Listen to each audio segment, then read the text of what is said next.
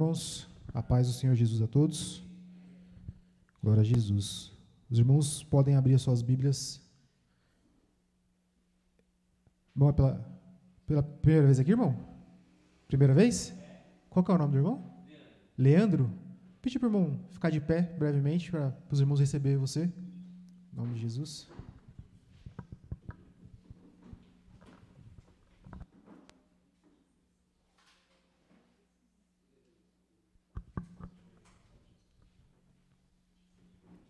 Glória a Jesus.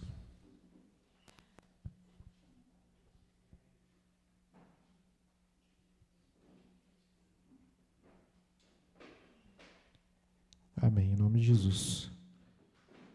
Pedi para os irmãos abrir as suas Bíblias em Romanos 12, irmãos.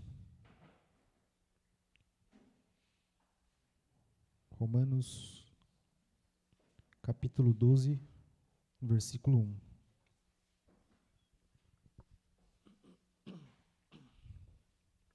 Amém?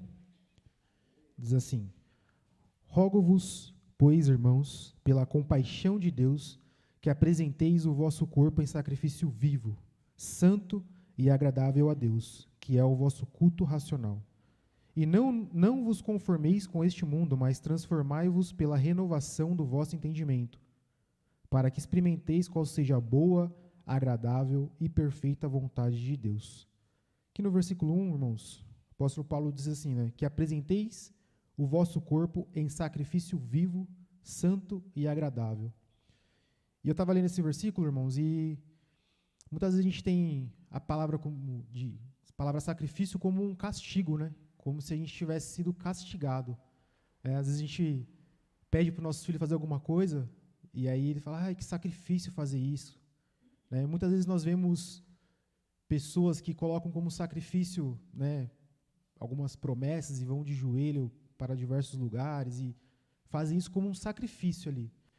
Mas, irmãos, aqui, essa palavra sacrifício, irmãos, ela vem no sentido de nos sacrificarmos os nossos desejos e as nossas vontades.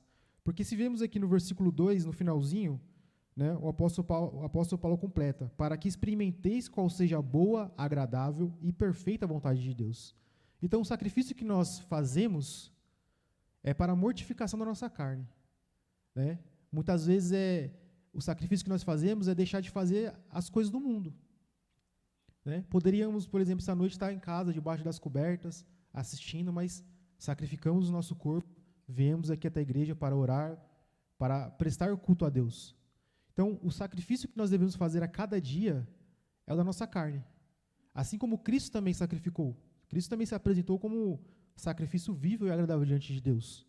Né? Lá em Lucas 22, ele fala, Pai, se quiseres, aparta de mim esse cálice, mas seja feita a tua vontade. Cristo ali, ele se sacrificou por amor de cada um de nós, para fazer a vontade de Deus. Assim como Paulo fala aqui no finalzinho do versículo 2, para que experimenteis qual seja a boa, agradável e perfeita vontade de Deus. Então, muitas vezes, quando nós sacrificamos uma vontade nossa, a gente acha que estamos deixando de lado algo bom. Né? Poxa, olha, poderia estar em casa agora, debaixo das cobertas. Não é bom? É bom. Mas fazemos isso para experimentar a agradável e perfeita vontade de Deus. Então, por mais que seja boa para a nossa carne, seja bom para a gente, não é bom para a palavra. Porque, estando aqui, estando em Cristo, conhecemos ainda uma agradável e perfeita vontade de Deus. Lá em Timóteo, irmãos, 2 Timóteo,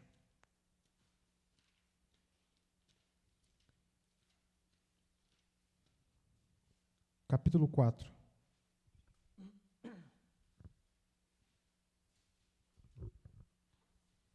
Segunda Timóteo, capítulo 4, versículo 6. Amém? Diz assim, o apóstolo Paulo já no fim de sua vida, porque eu estou sendo oferecido por aspersão de sacrifício, e o tempo da minha partida está próximo.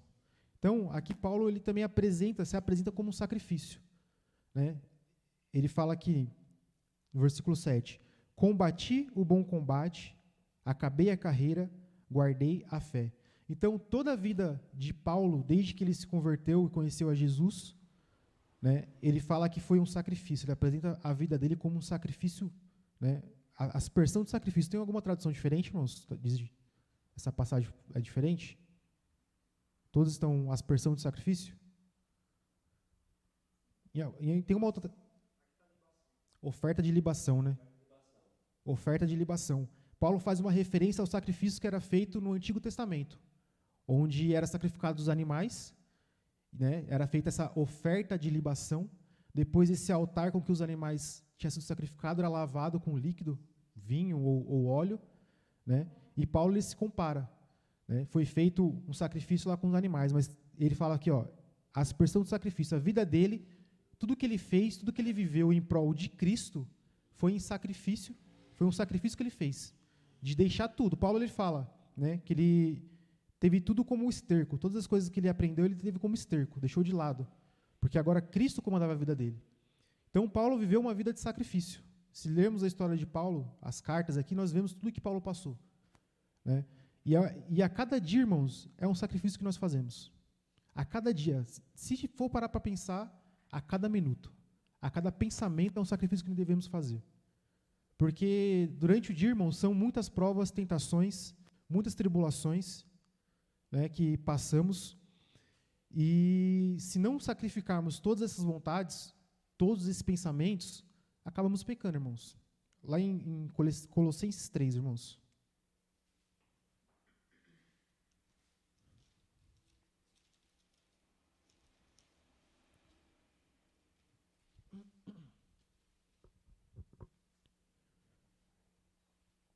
Colossenses 3, versículo 5, amém? Mortificai, pois, os vossos membros que estão sobre a terra, a prostituição, a impureza, o apetite desordenado, a vil concupiscência e a avareza, que é a idolatria, pelas quais coisas vem a ira de Deus sobre os filhos da desobediência, nas quais também, em outro tempo, andastes quando vivíeis nelas. Mas agora despojai-vos também de tudo, da ira, da cólera, da malícia, da maledicência, das palavras torpes da vossa boca. Não mintais uns aos outros, porque já vos despistes do velho homem com os seus feitos, e vos vestistes do novo, que se renova para o conhecimento segundo a imagem daquele que o criou. Que no versículo 8 diz, mas despojai-vos também de tudo. E aí ele dá alguns exemplos aqui, mas devemos abordar essa palavra, tudo. Porque hoje, irmãos, com certeza, falo por mim, porque passou por mim, pela minha cabeça, me irá com alguma coisa que tira a minha paciência e vem aquela raiva, você fala assim, meu Deus, por que isso? Aí você tem que respirar, orar. Né? No versículo que eu mencionei lá, quando Jesus ele está orando, né, e diz assim, Pai, se possível for, afaste de mim esse cálice. 2 versículos à frente, se não me engano, vai dizer que, posto em agonia, ele orou. Então, muitas vezes, nós também vamos ser postos em agonia. Uma aflição, vem aquela luta, aquela tentação, no trânsito, no dia a dia, aí vem aquela vontade de irar. Né? E aí, quando vem a vontade de irar, automaticamente vem o velho homem, querendo que você fale palavras torpes. E aí, você é posto numa agonia, porque é uma luta da carne contra o espírito. E aí, o que devemos fazer? Orar. Senhor Jesus, me ajuda, porque se depender de nós mesmos, nós vamos pecar. Nós vamos nos irar. Então, viver uma vida para Cristo, irmãos, em Cristo, é uma vida de sacrifício. Sacrificamos todos os dias o nosso corpo, os nossos desejos, as nossas vontades. Que a vontade da nossa carne não é nem estar aqui essa noite, irmãos. A vontade da nossa carne não é vir aos cultos. A vontade da nossa carne não é orar. A vontade da nossa carne não é louvar, não é abrir os nossos lábios durante o louvor para louvar e agradecer o nome de Jesus. A vontade da nossa carne é viver o mundo. Viver segundo o curso deste mundo. Como lemos lá em Romanos 12, Paulo diz, né? Não vos conformeis com este mundo. Né? Mas a nossa carne ela quer se conformar. A nossa carne ela quer concordar com as coisas deste mundo, porque muitas vezes não evitamos o embate com alguma pessoa. E aí a gente acaba concordando, muitas vezes sem perceber. Mas o sacrifício que devemos fazer, irmãos, é por amor a Cristo. É pela palavra, pelo Evangelho. Lá em 2 Timóteo, capítulo 4, que nós lemos lá, irmãos, Paulo fala, combati o bom combate, guardei a fé. Então, nós devemos também fazer da mesma forma. Combater o bom combate, guardar a fé. Vamos ser tentados, irmãos, todos os momentos. Todos os dias. Estava conversando com o operador Lutinha ali no fundo, né? E ele estava mencionando o versículo de João 16. que Jesus fala para os discípulos, né? E nós conhecemos muito bem esse versículo. Tendes bom ânimos, né? No mundo terei aflições. Aí Jesus diz, mas eu venci o mundo. E nós também podemos vencer o mundo, irmãos. Como que Cristo venceu o mundo? Ele se absteu de todos os seus desejos, todas as vontades. No momento que ele foi posto em tentação, ele orou, teve paciência, respondeu com paciência. E Cristo, irmãos, às vezes a gente fala, a palavra diz que nós estamos sofrendo, né, um pouquinho só das aflições de Cristo. E esse pouquinho só, muitas vezes nós nos deixamos nos abater. Muitas vezes caímos, pecamos. Cristo venceu tudo. Ele venceu o mundo, ele venceu todas as lutas deste mundo. Tudo que nós passamos hoje, todos os pensamentos maus que nós temos no dia a dia, Cristo venceu tudo isso. E se nós estivermos em Cristo, o versículo antes vai dizer que Jesus disse que o Pai estava com ele em todo o tempo. Cristo está conosco o tempo todo. E Cristo estando conosco, irmãos, é impossível nós não vencer. Nós devemos, a cada dia, trazer essa vida de sacrifício também. Mortificando a nossa carne, os nossos membros, os nossos pensamentos. O velho homem, a todo momento, ele vai querer voltar. O velho homem, a todo momento, ele vai querer ser uma sombra do nosso lado, assim, ó. A gente vai querer andar com Cristo e o velho homem está aqui caminhando do lado, aqui, ó. Para no momento que a gente vacilar, no momento que a gente se descuidar, o velho homem tenta tomar posse dos nossos pensamentos. A palavra diz que o diabo, nosso adversário, ele brama como leão, buscando a quem possa tragar. Está em derredor, irmãos. A todo momento. O diabo, ele não tem preguiça. Porque muitas vezes até isso a gente tem que sacrificar. Nosso conforto. A gente às vezes pensa assim, esse friozinho, essa chuvinha, que preguiça de ir para a igreja. O diabo, ele não tem preguiça. Enquanto você está lá com a sua preguiça, poderia estar aqui, o diabo está agindo lá. O diabo não para. E se nós pararmos, é uma... Paulo fala, né, a carreira que nos está proposta. É como se fosse uma corrida, irmãos. Nós estamos correndo rumo a Cristo, rumo ao alvo, que é Cristo.